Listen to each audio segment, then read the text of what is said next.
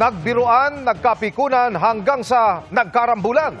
Ganyan ang nangyari sa dalawang magkaibigan sa gitna pa man din ng pagdiriwang ng sinulog sa Kabangkalan sa Negros Occidental. Nakatutok si Adrian Prietos ng GMA Regional TV.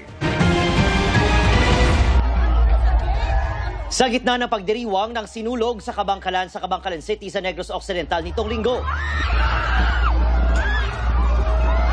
Nabalot ng tensyon ang bahaging ito ng Rizal Street, Barangay 7. Ang nooy pagtatalo lang, nauwi sa pananakit ng tangkaing hampasin ng lalaking ito ang isa pang lalaking naka-t-shirt na itim. Gumanti siya at saka sinabunutan ang nanakit. Saka pinagsusuntok at sinipa pa sa ulo. Natigil ang gulo ng awatin sila ng mga kasamahan. Ang sinaktan sa video, isang miyembro ng LGBTQIA+ community na si John Mark, 32 anyos. Ang nanakit sa kanya, kaibigan raw niya na kapwa niya miyembro ng LGBTQ community. Siya, yes sir, nagkagtulang niya sa amon nga table, yes sir. Yung mga amiga ko, yung mga kagian, ganiya gata ay kami yan, nag-akrayan ay, pero pakadlaw, ya bala yes sir, how, nga kami lang. Ang suya, ya bala below the belt na bala sa akon, bala nga pagkatao. Ang mga ambay, pigado ko, nang gamay ako balay. Aminado si John Mark na hinapas niya rin ng bote ang nanakit sa kanya hanggang sa nangyari na ang insidente. Kung siya yung diado, sir mo, pila ko ka days nga wala ko obra. Kag kinanglan, gid sir, kinanglan ko gid sir bala nga mapasitiskan sa akong nga ulo. Kay ang ulo ko gid ang laban niya gid nga sumbag. Ayon sa pulisya, hindi raw na-report sa kanila ang insidente kaya hindi sila kaagad nakaresponde. Ang inang area may pulis ginada. Wala man naman ginatoleran ang mishap sa amon opisina. Pero ang inisyal nga ang nag-roving sila, nagtiyog sila kay hindi lang sila sa stationary da sa amon ng area mo. Ikinalungkot naman ng organizer ang nangyaring insidente. Refrain from those actions, no? Kung may mo, sinadya lang kita. Wala kita permiso may mahimo, no? Warnings na ton every now and then ara gina mo. Galing ti kung nakainom na, gagwa ang mga grads nila. Sinubukan naming makuha ang panig na nanakit kay John Mark pero wala pa siyang sagot sa aming mensahe. Pero nakatakda naman daw makipag-ugnayan si John Mark sa kaibigan. Mula sa GMA Regional TV at GMA Integrated News, Adrian Prietos, nakatutok 24 oras.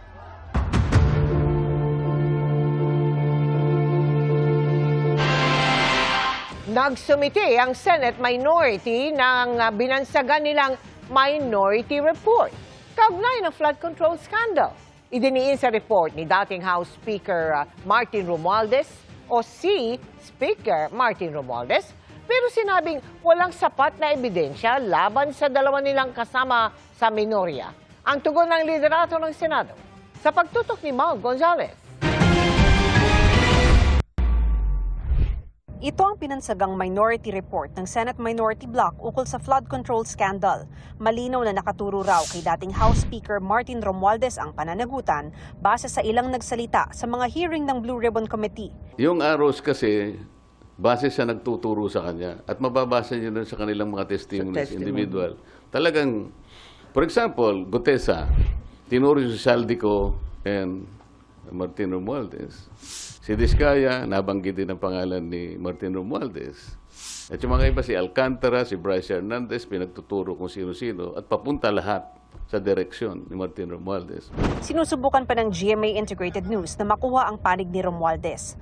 Base sa 576-page report, ang iba pang nadiin sa mga pagdinig, kabilang sina dating Congressman Zaldico, dating Senador Bong Revilla, Senador Joel Villanueva, dating DPWH Secretary Manny Bonoan at 17 kongresista ay maaari nilang kasuhan kung mapatunayang nagkasala sila.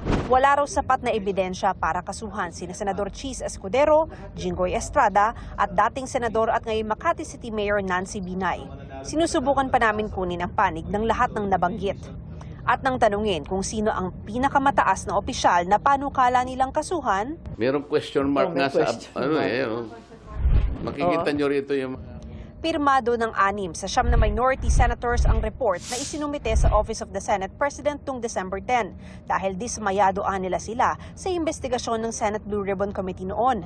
Dismayado raw sina Marcos na hindi dumalo sa pagdinig kahapon at si Marcoleta sa naging takbo ng pagdinig. Hindi raw na-maximize ang paghaharap ni na dating DPWH Yusek Roberto Bernardo na siyang nagturo kina dating DPWH Secretary Manny Bonoan at dating DepEd Yusek Trijiv Olivar. hindi raw masyado nabigyang pansin ang Cabral Files. Pare-pareho lang. Sila na rin ang sumasagot para sa dalawang kasambahay. Wala rin na bunyag. Ayaw ko sanang magsalita ng makakasakit o makaka-offend sa aking mga kasamahan. Pero yun naman ang nakikita ng mga Pilipino. Nakikita naman natin na parang wala namang pagtutuunan nito. Imbes na yung mga may kasalanan ay ang matakot. Ang mga nag-iingay pa ang sinisindak. Parang baliktad na eh. Sinabi ng DPWH, this is a public document. So sabi ko, how do you validate that? How do you authenticate that? Alam niyo sinabi niya? Tinuro ang ombudsman. Turuan na eh. Hindi naman mandate ng ombudsman silang kinakailangan daw ma-forensic. The law does not require a forensic. Ikumpara mo lang. It can be considered, it will be equivalent to the best evidence room. Sabi ni Senate President Tito Soto, pinadala nila sa Blue Ribbon Committee ang report dahil hindi naman talaga ito dapat sa opisina niya pinadala. It has been submitted to my office, then it's unofficial. Kasi dapat magsasubmit ang minority report sa pagkatapos ng committee report, isasubmit yun doon sa Bills and Index, hindi sa akin. Ano ba, tatagal na nilang veterano, di ba? Ang tatagal na nilang legislator, Bakit sa Senate President's Office ipapadala? Pang-media. Ano silbi nun eh? Even a majority report, kahit anong Blue Ribbon Committee report yan, unless tinake up sa plenary, ay wala yan. It's simply a piece of paper. Sagot naman ni Soto sa pagkadismaya ng ilang minority senators sa pagdinig kahapon. Kanya-kanyang opinion eh. You are entitled to your own opinion. Opinion ng iba, okay lang sapagkat nabuksan. Okay, di ba? Ngayon, merong mga mga nabitawan na pwedeng i-follow up in the next hearing. Kulang na oras eh. Umattend sila sa susunod para yung mga kulang, mapunoan nila. Hinihingan pa namin ng tugon si Committee Chairman Senador Ping Lacson. Para sa GMA Integrated News, Mav Gonzalez, nakatutok, 24 oras. Mga kapuso, wala na pong direktang epekto ang bagyong Ada sa lagay ng panahon. Ngayong patuloy itong lumalayo sa kalupaan. Huling namataan ang sentro ng bagyong Ada sa layong 970 kilometers east ng Northern Luzon. Ayon sa Pag-asa, posibleng lalo pa itong humina at maging isang low pressure area na lamang bukas. Sa gitna niyan, may binabantayan ding isang low pressure area sa labas ng Philippine Area of Responsibility. Wala itong epekto sa bansa at nananatiling mababa ang tsansa maging bagyo sa susunod na 24 oras. Pero inaasahang lalapit sa Eastern Visayas at Eastern Mindanao sa mga susunod na araw, kaya patuloy na tumutok sa updates. Samantala, maulap na panahon na may mahihinang pag-ulan pa rin ang dala ng hanging amihan sa malaking bahagi ng Luzon kabilang ang Metro Manila. Base sa datos ng Metro Weather, asahan ng maulang umaga bukas sa ilang bahagi ng Luzon kabilang ang Cordillera, Administrative Region at Mindoro Island. Posibleng magpatuloy yan sa hapon kaya maging alerto sa banta ng baha at landslide. May tsansa naman ng kalat-kalat at mahinang ulan sa Visayas at Mindanao. Mababa naman ang tsansa ng ulan sa Metro Manila pero huwag pa rin kalimutan ang payong dahil hindi inaalis ang tsansa ng localized thunderstorms. May nakataas ding gale warning sa mga baybayin ng Batanes, Cagayan, kabilang ang Babuyan Islands, Isabela, Ilocos Norte at Ilocos Sur. Kaya inaabisuhan ang mga maliliit na sasakyang pandagat na huwag munang pumalaot dahil lubhayang mapanganib. Nagpanting ang tenga ng kalihim ng DPWH sa pahayag ni Curly Discaya na tila sila pa ang ninanakawan dahil sa ipinasosoli umanong pera para maging state witness. Umalma rin ang Assistant Ombudsman. At nakatutok si Joseph Moro. Sa Senate Blue Ribbon Committee hearing kahapon, sinabi ng kontraktor na si Pacifico Curly Discaya na parang sila pa umano ang ninanakawan ng umano'y hiningi ng gobyerno na magbalik sila ng pera o mag-restitute para maging state witness. Itinanggi na ng Department of Justice ang pasaring sa tanungang ito sa pagdinig. Kung magkano po ang i-restitute po muna namin. Ano sabi nila? Magkano daw?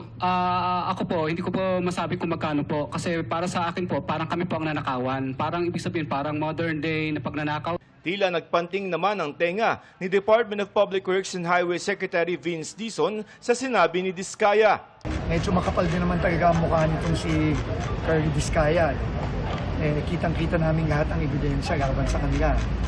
Tapos ang lakas pa ng loob na magsabi, sila pa ang ninakawan. Kalokohan din ang turing ng Assistant Ombudsman sa pahayag ni Discaya. Hindi aniya pangingikil kundi pananagutan ang pagbabalik ng pera ng taong bayan.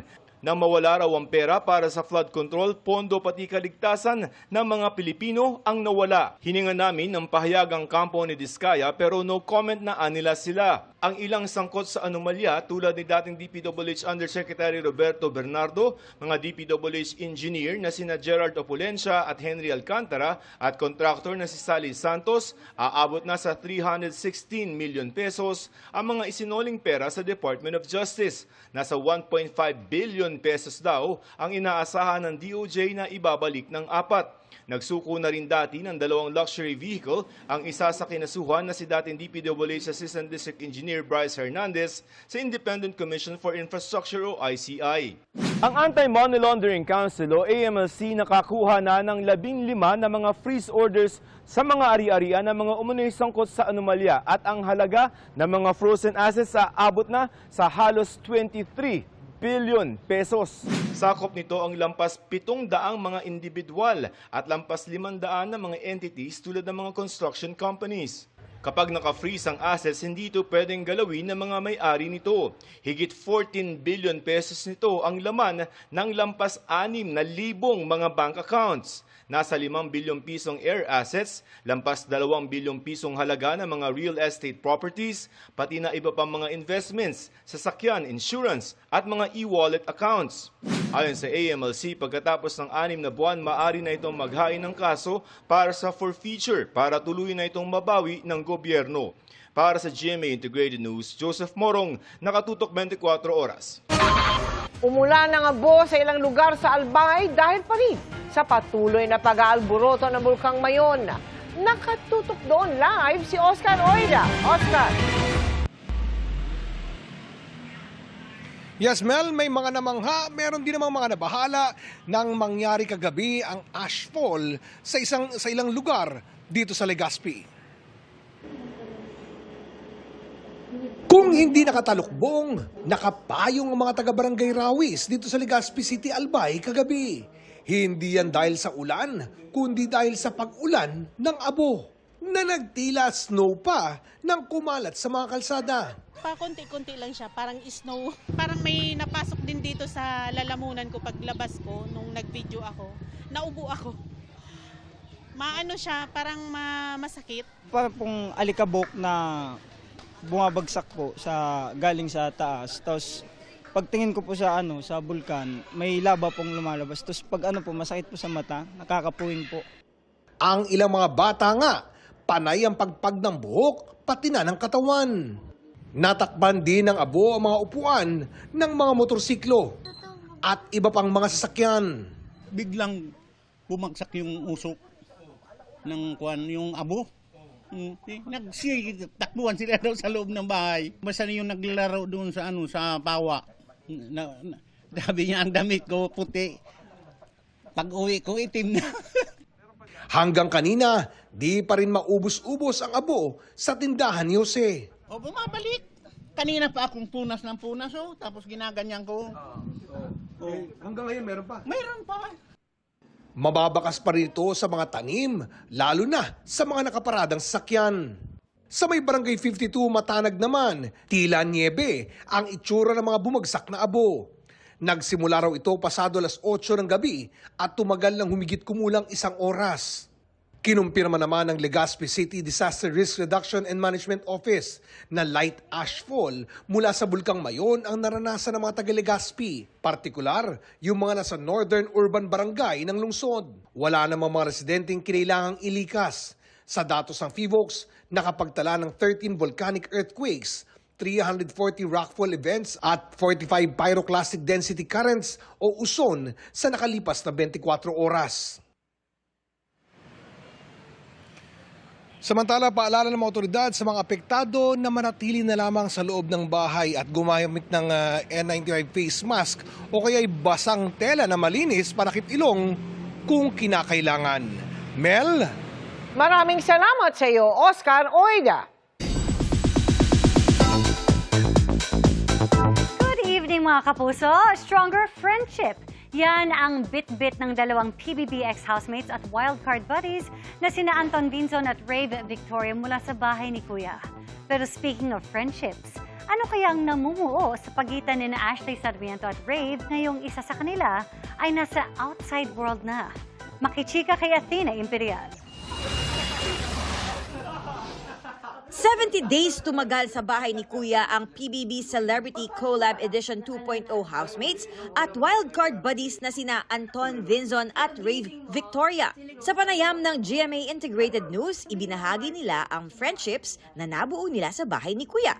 Dahil newbie sa showbiz si Rave, humihingi raw siya ng mga payo kay Anton na halos 3 years na sa industriya. First show po. As in lahat. Yes po, hindi pa po ako nag-taping. Blessed po ako na may kaibigan po ako katulad ni Ton, tsaka yung ibang housemates. Anong na-share mo sa kanya? Kasi ikaw, Madami po.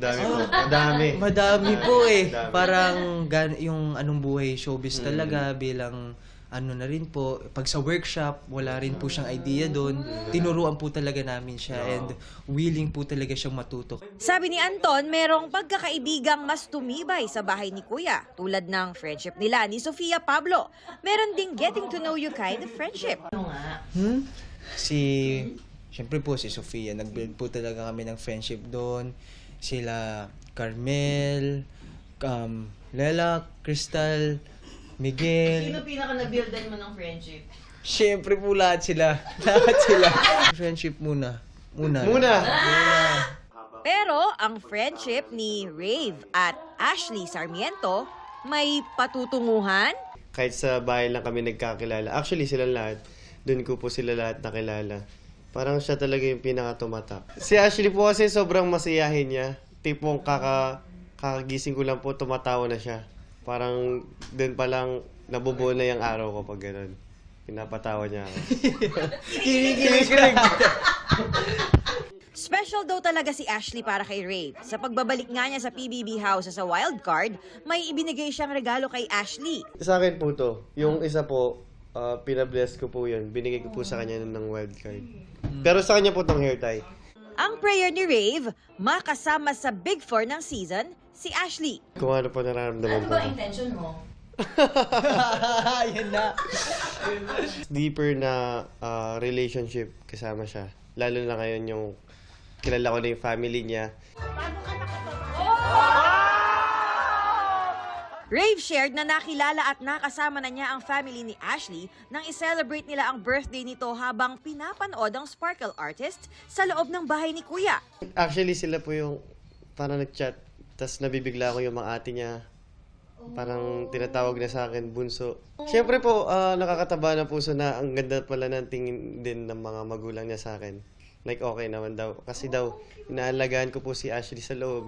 Pero mukhang dadaan siya sa butas ng karayom pagdating kay Benjamin Alves na gumanap na daddy ni Ashley sa GMA drama series na Akusada. Binabantayan siya ni Kuya Benjamin Alves. Oo nga po, nakita ko po eh. Gusto mo siyang kausapin? Oo naman po, lahat po, lang ka-close ni Ashley. Athena Imperial updated sa Showbiz Happenings. Basura kung ituring ng isang mambabatas ang impeachment complaint laban kay Pangulong Bongbong Marcos na kung makarating sa Justice Committee ay mauuwi sa 1 taong ban sa paghahain ng iba pang reklamong impeachment. Giit ng naghain, hindi yan ang layo ng kanyang reklamo na hindi anya mahina. Nakatutok si Tina Panganiban Perez. Di tulad ng impeachment complaint na inihain noon laban kay Vice President Sara Duterte, ang reklamong inihain kahapon laban kay Pangulong Bongbong Marcos ay daraan sa pagdinig ng House Committee on Justice alinsunod sa dati nang nailatag na rules on impeachment ng Kamara. Because this is filed by a private individual endorsed by a House member.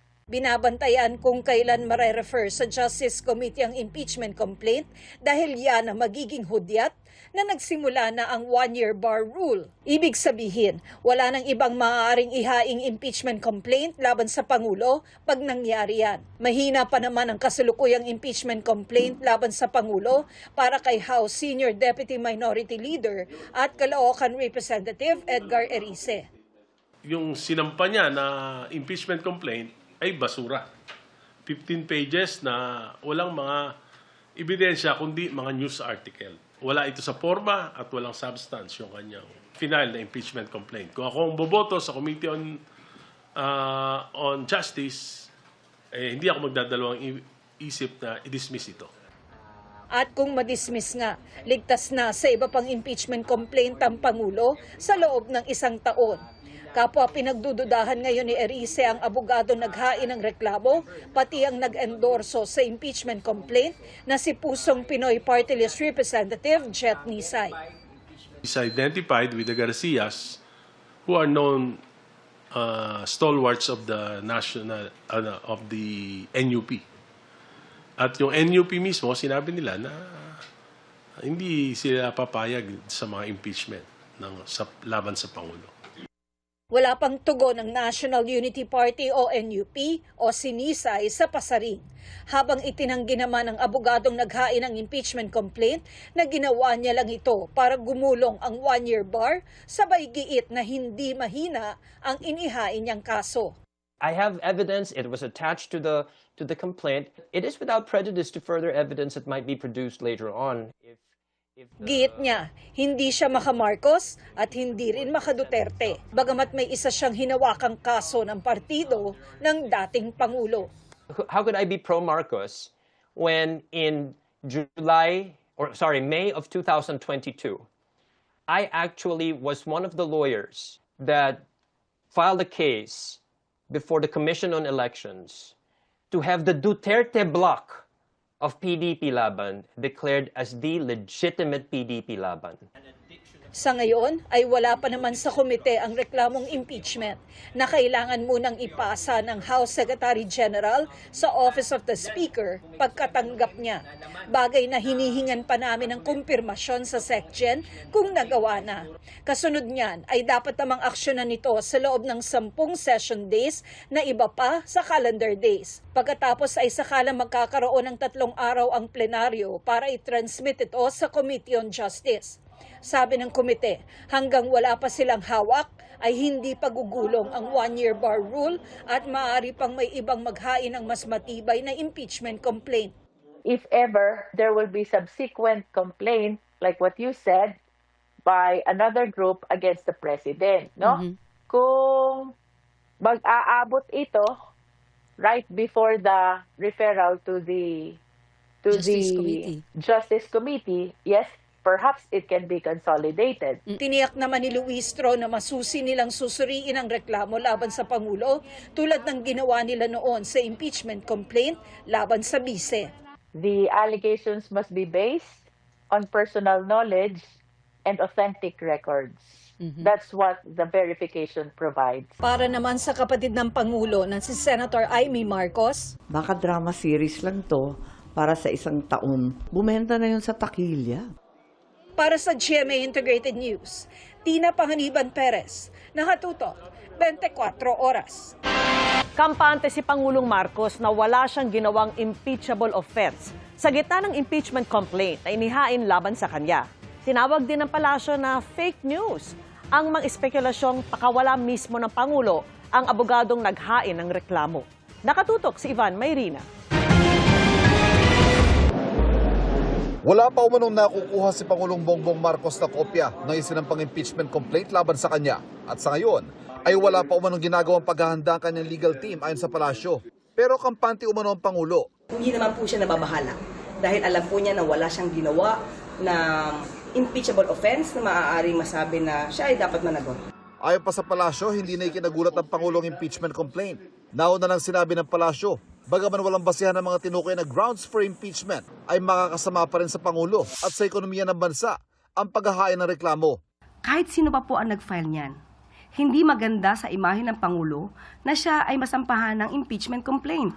Hindi rin po ito maganda sa pananaw ng mga ekonomista sa ating ekonomiya. Sagot yan ng palasyo sa pinalulutang na espekulasyong pakawala rin ng Pangulo ang abogadong naghain ng reklamo dahil dati na ito naghain ng disbarment case laban sa isang personalidad na kritikal kay First Lady Luis Araneta Marcos. Kung nagsampa man siya ng disbarment case, ito ay on his own volition. So hindi po niya nire-represent ang unang ginang. So that's fake news. Itinanggi rin ng palasyo na panglihis lang ito sa mga hinaharap na isyu ng Pangulo tulad ng paratang ni Davao Representative Paulo Duterte. Igagalang umano ng Pangulo ang proseso at kapangyarihan ng Kongresong mag-impeach. Pag nagkataon, ang anak niyang si House Majority Leader Sandro Marcos ang kukumpas sa pag-usad ng reklamo sa Kamara. Kung ano po ang mandato ni Congressman Sandro, ipatupad niya po yun. Wala dapat siyang kinikilingan. Kahit ama niya po ang masasabing malalagay dito sa impeachment complaint. Isa sa mga ginamit na basehan sa inihaing impeachment complaint ay ang paglikha raw ng Pangulo sa ICI para protektahan ang mga tiwaling kaalyado. Mariin niyang pinabulaanan ng palasyo at inihalimbawa pa ang naging kaalyansa ng Pangulo noong nakaraang eleksyon. Sabi niya, malungkot siya. Dahil nakasama niya ito sa alyansa. At kaibigan niya, si Senator Bong Revilla. Pero ganun pa man, proseso pa rin naman nananaig. Nanindigan pa rin ang palasyo na tuloy ang trabaho ng ICI kahit pa wala nang natirang miyembro at walang quorum ayon sa chairman nito. Hinihintay ng Pangulo ang isusumiting report ng ICI bago pasyahan ang kahihinatnan ng ICI. Sa ilalim kasi ng EO94 na lumikha sa ICI, hindi lamang flood control kundi infrastructure projects sa nakalipas sa 10 taon ang pinaimbisigahan sa komisyon. Ano't anuman, nariyan pa rin naman daw ang Justice Department at Ombudsman para maghabol sa mga tiwali. Para sa GMA Integrated News, Ivan Mayrina, nakatutok, 24 oras.